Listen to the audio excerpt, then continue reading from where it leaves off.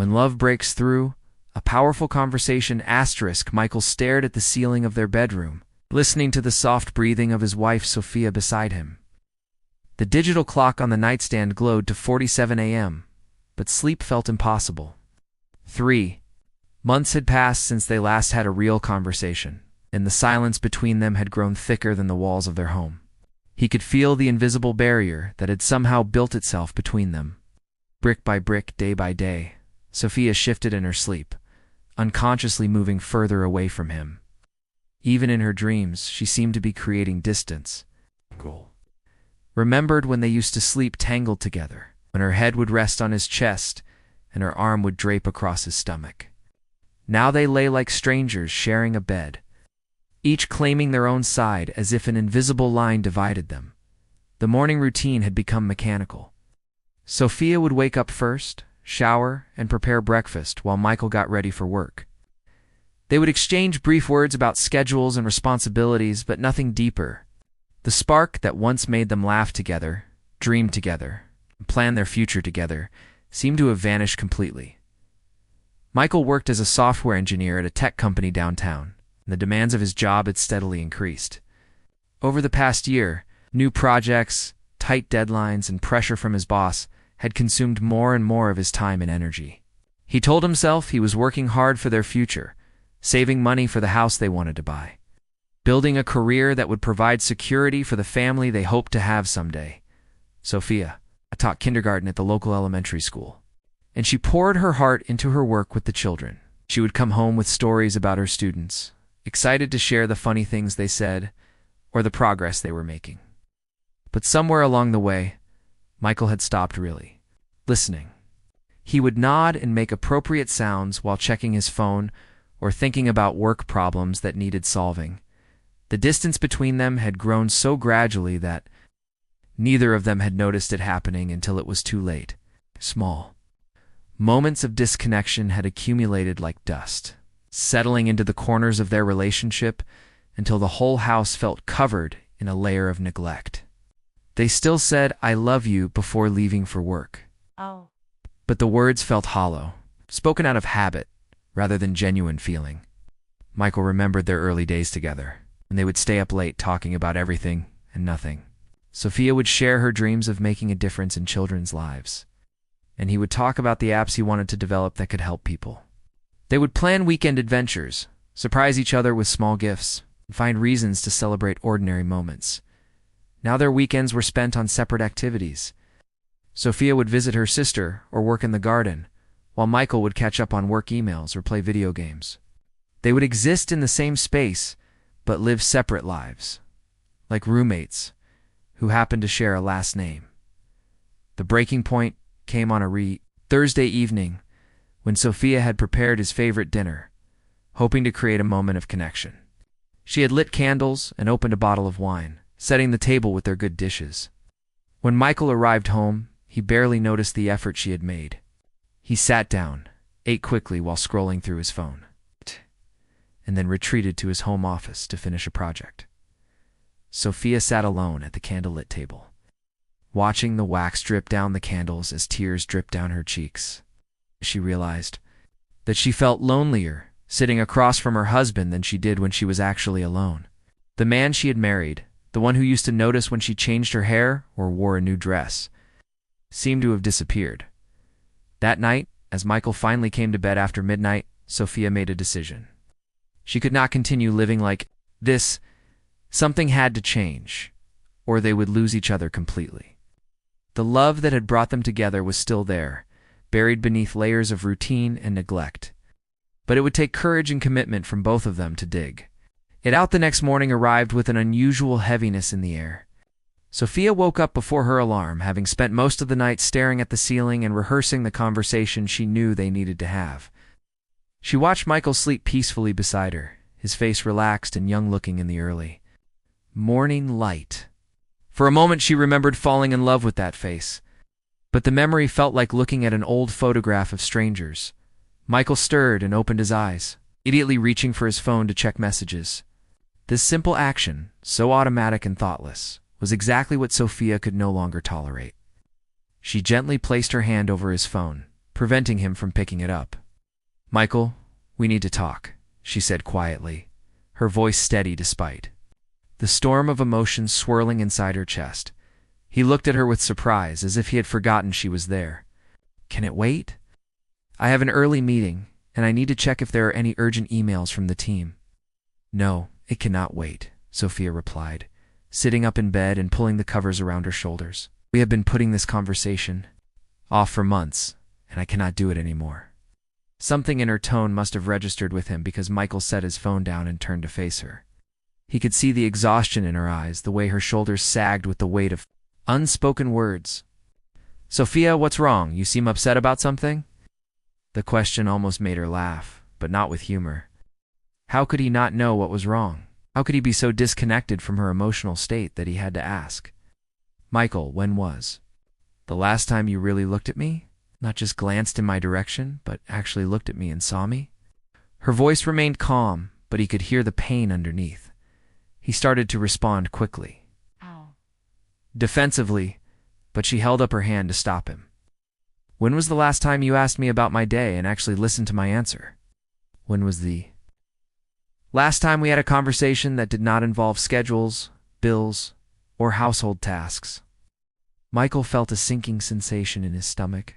He wanted to argue, to defend himself, but as he tried to remember specific instances, he found that his memory was frustratingly blank. "I work hard for us, Sophia. Everything I do is for our future together. I thought you understood that." "I do understand that, and I appreciate how hard you work. But Michael, I need you to understand something too. I do not want to be part of some distant future plan. I want to be part of your present life.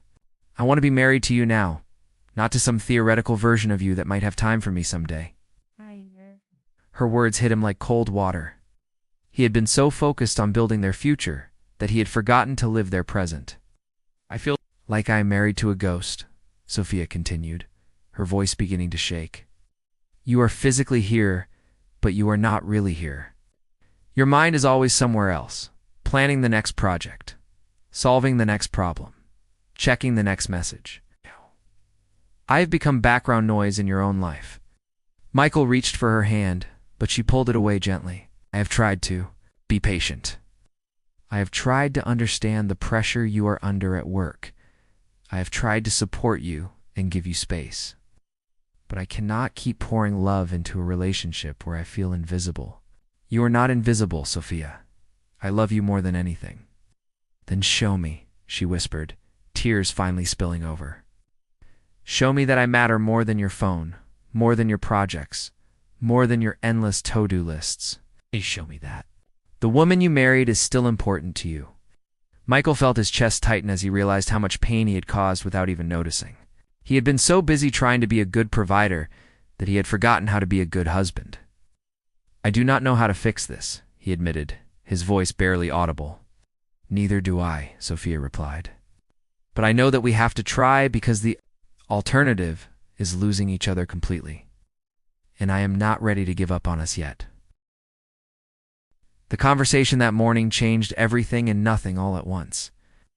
Michael went to work carrying the weight of Sophia's words, but the demands of his job quickly pulled his attention away from their relationship crisis. He told himself he would think about it later, after he finished the current project, after the important client meeting, after the deadline passed. But Sophia's words had planted a seed of awareness that began to grow throughout the day. During his lunch break, instead of eating at his desk while working, he sat in the company cafeteria and watched the people around him. He noticed couples sharing meals and actually talking to each other, looking into each other's eyes, laughing together. He realized he could not remember the last time he and Sophia had shared a meal without distractions. That evening, Michael made a conscious decision to leave work at the office. He turned off his phone during the drive home and tried to prepare himself mentally for being present with his wife. When he walked through the front door, he found Sophia in the kitchen, preparing dinner as she did every night. "Hi," he said, and something in his tone made her look up from the vegetables she was chopping. "Hi," she replied cautiously, as if she was not sure what to expect from this version of her husband. "Can I help you with anything?" he asked, and the questions seemed to surprise them both. Sophia studied his face, looking for signs of the distraction that usually clouded his features. For the first time in months, she saw something different. He was actually there, in the moment, with her. "You could set the table," she said softly, as Michael arranged the plates and silverware. He found himself really looking at their dining room. When had the flowers in the centerpiece died? When had the stack of mail on the side table grown so tall?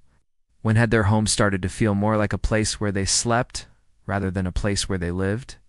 During dinner, Michael made an effort to focus on Sophia instead of thinking about work. He asked her about her students, and for the first time in months, he actually listened to her stories. He learned that little Tommy had finally mastered tying his shoes, that Emma had brought her pet hamster for show and tell. The class was preparing for their spring concert. "You love them," he observed, watching the way her face lit up when she talked about her kindergartners. "I do," she said, surprised by the simple observation. "I love seeing the world through their eyes.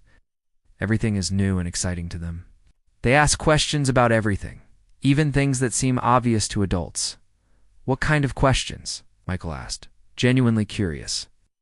"Yesterday, Emma asked me why the sky is blue, but the ocean is also blue if they are different things. Tommy wanted to know if dinosaurs ever felt sad." Sophia smiled at the memory. "They see connections and possibilities that adults miss because we think we already know everything." Michael felt a pang of recognition. When had he stopped being curious about the world? When had he stopped asking questions and started assuming he had all the answers? After dinner, instead of disappearing into his office, Michael helped Sophia clean the dishes. They worked side by side in comfortable silence, and he found himself noticing small things about her that he had forgotten. The way she hummed quietly while she worked, the careful way she dried each dish, the little frown of concentration when she was organizing the silverware. "Sophia," he said as they finished cleaning up, "I want to understand what happened to us.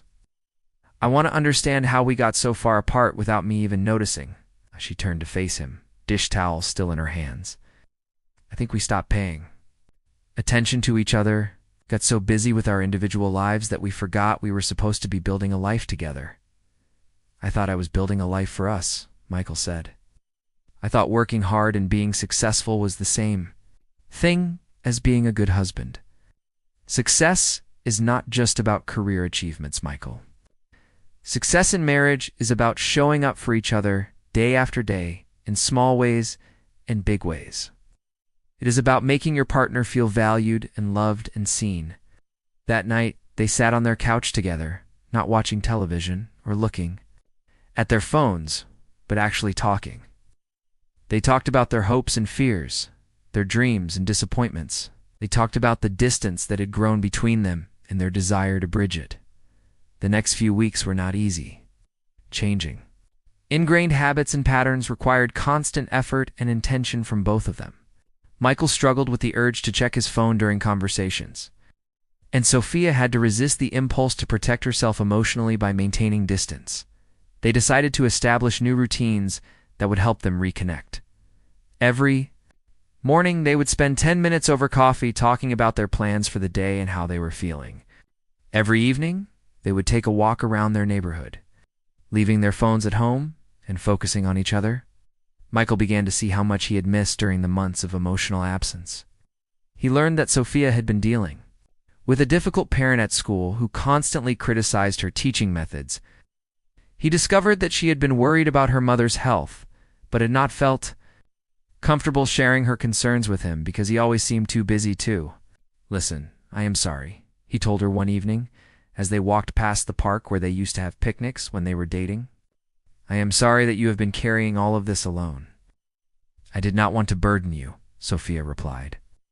"You seem so stressed about work, and I thought I could handle everything myself." "That is not how marriage is supposed to work," Michael said, stopping to face her. "We are supposed to share our burdens, not carry them alone." They began to rediscover each other slowly, like archaeologists carefully uncovering artifacts from their past relationship. They remembered inside jokes that had once made them laugh until their sides hurt. They revisited shared dreams that had gotten buried under the weight of daily responsibilities. One Saturday morning, Michael surprised Sophia by announcing that he had planned a day trip to the coast, something they had not done in over a year. He had turned off his phone and left his laptop at home, promising to give her his complete attention for the entire day as they drove toward the ocean. Sophia felt a flutter of the excitement she used to feel when they were dating. Michael had planned stops at a small coastal town they had never visited, a lighthouse they had always wanted to see, and a seafood restaurant that had gotten good reviews. "You planned all of this?" she asked, touched by the effort he had made. "I realized that I had been expecting you to be patient with me while I figured out how to balance work and life. I've not been actively working on the balance. I have been hoping it would just happen naturally."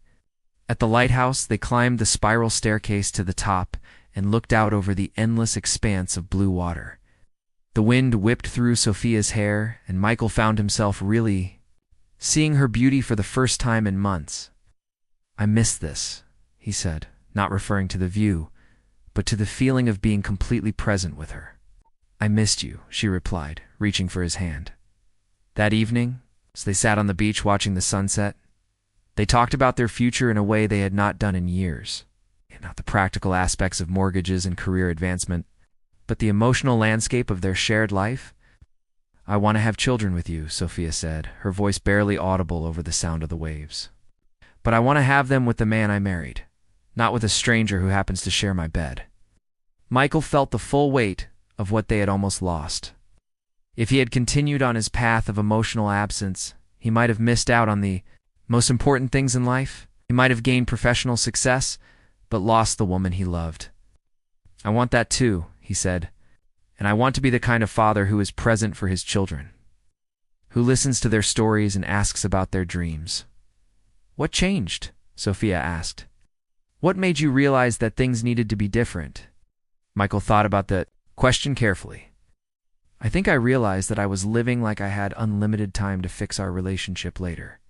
I was treating our marriage like a project I could work on eventually, after I finished all the other projects. But relationships are not projects. They are living things that need daily attention and care." As the sun disappeared into the horizon, painting the sky in shades of orange and pink, Michael and Sophia made promises to each other, not grand gestures or dramatic declarations, but small, practical commitments to show up for each other every day. 6 months later, Michael and Sophia's relationship had transformed into something stronger and more intentional than it had been even in their early days together. They had learned that love was not just a feeling, but a choice they made every day through their actions and attention. Michael had made significant changes at work, setting boundaries around his availability and learning to delegate responsibilities. He discovered that being more efficient during work hours allowed him to be more present at home. Surprisingly, his performance at the office improved rather than suffered. Sophia had also grown from their experience, learning to communicate her needs more directly instead of hoping that Michael would somehow intuit them. She had realized that she had been enabling his emotional absence by not speaking up sooner about her loneliness and frustration. Their new routines had become cherished rituals. The morning coffee conversations had evolved into deep discussions about their dreams, fears, and observations about life. The evening walks had become opportunities to explore their neighborhood and reconnect with each other after busy days. One evening, as they walked past a house where a young family was playing in the front yard, Sophia felt a familiar longing stir in her chest. The father was pushing his daughter on a swing, while the mother chased a toddler around the lawn, everyone laughing and enjoying the simple pleasure of being together.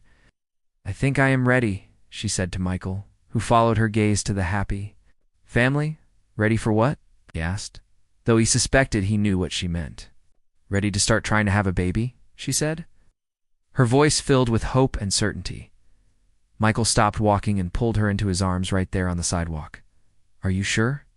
I know we talked about it, but I want to make sure you feel confident that I will be the partner and father you deserve."